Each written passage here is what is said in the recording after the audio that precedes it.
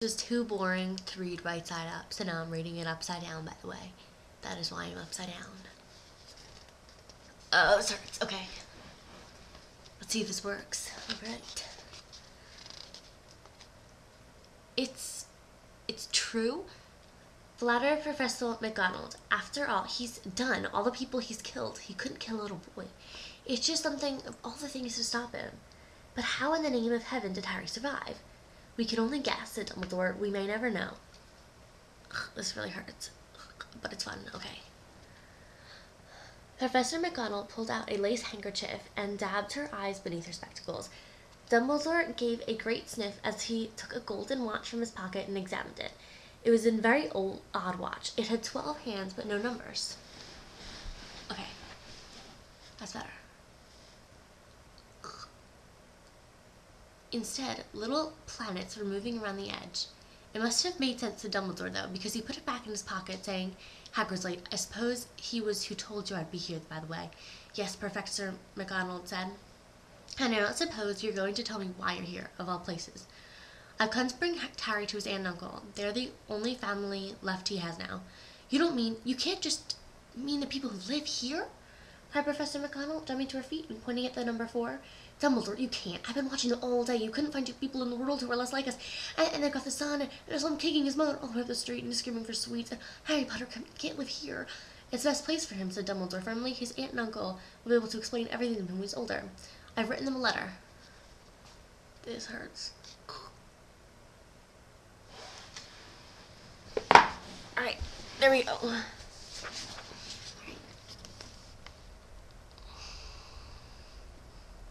A letter, repeated Professor McGonagall faintly, sticking back down the wall. Really, Dumbledore, you think you can explain this all in a letter? These people will never understand him. He'll be famous, a legend. I wouldn't be surprised today, though, if today was known as Harry Potter Day in the future. There will be books written about Harry. Every child in the world will know his name. Exactly, said Dumbledore, looking seriously over the top of the half-moon glasses. It would be enough to turn any boy's head. Famous before he can walk and talk. Famous for something he won't even remember. Can't you see how much better off he'll be growing up away from all that until he's ready to take it? Professor McGonagall opened her mouth, changing her mind.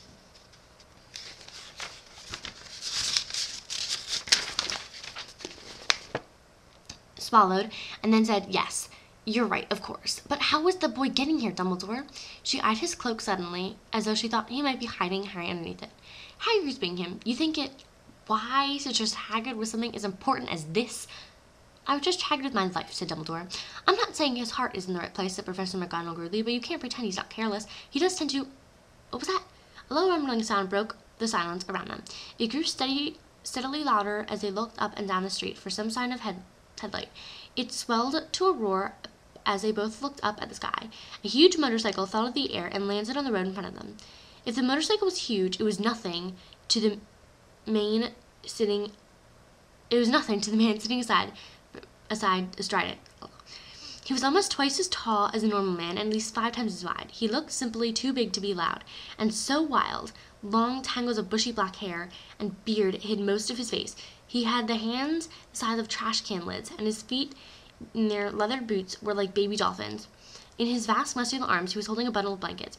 Hagrid, said Dumbledore, sounding relieved. At last. Where did you get that motorcycle? Borrowed it, Professor Dumbledore, sir, said the giant, climbing carefully off the motorcycle he spoke. Young, serious black-lended me. I've got him, sir. No problems. Were there? No, sir. House was almost deserted, but I got him out all right before the muggles started swarming around. He fell asleep as he was flying over Bristol. Dumbledore and Professor McGonagall bent forward over the bundle of blankets. Inside, just visible, was a baby boy fast asleep.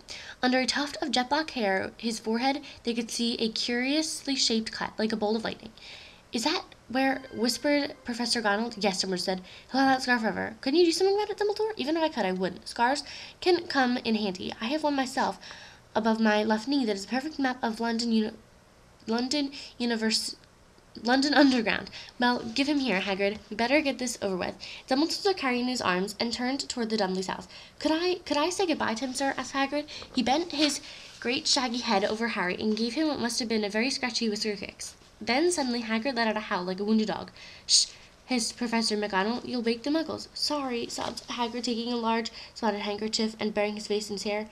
"But I can't stand it. Lily and James dead. Poor little Harry off to live with Muggles."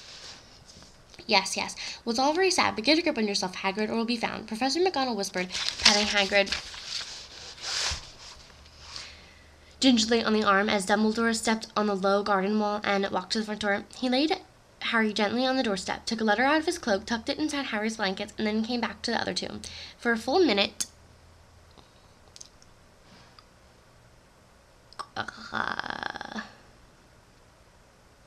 the three of them stood and looked at the little bundle. Hagrid's shoulders shook. Professor McGonagall blinked furiously, and the twinkling light that usually shone from Dumbledore's eyes seemed to have gone out. "Well," Dumbledore said finally, "that's that. We have no business staying here. We may as well join the celebrations." "Yeah," said Hagrid in a very muffled voice. "I best get this bike way. Good night, Professor McGonagall. Professor Dumbledore, sir." Waving his steaming eyes on his jacket sleeve, Hagrid swung himself into the motorcycle and kicked the engine into life. With a roar, it rose into the air and rode off into the night. "I shall see you soon, I expect, Professor McGonagall," said Dumbledore, nodding to her. Professor McGonagall blew her nose in reply. Dumbledore turned and walked back down the street. On the corner, she stopped and took out the silver putter outer. He clicked it once, and 12 balls of light sped back to their street lamp, so that the pivot drive glowed suddenly orange, and he could make out a tabby cat slinking around the corner at the end of the street. He could just see the bundle of blankets on the step of number 4.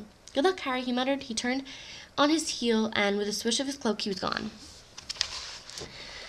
A breeze ruffled the neat edges of Pivot Drive, which lay silent and tidy under the inky sky, the very last place where you'd expect astonishing things to happen. Harry Potter rolled over inside his blankets without waking up. One small hand closed on the letter beside him as he slept on, not knowing it was special, not knowing he was famous, not knowing he would be woken in a few hours' time passed by Mrs. Dursley's scream as she opened the front door to put the milk bottles out, nor that he would spend the next few weeks being prattled and pinched by his cousin Dudley. He couldn't know that at this very moment people meeting in secret all over the world were holding up their glasses and saying in hushed voices, "To Harry Potter, the boy who lived."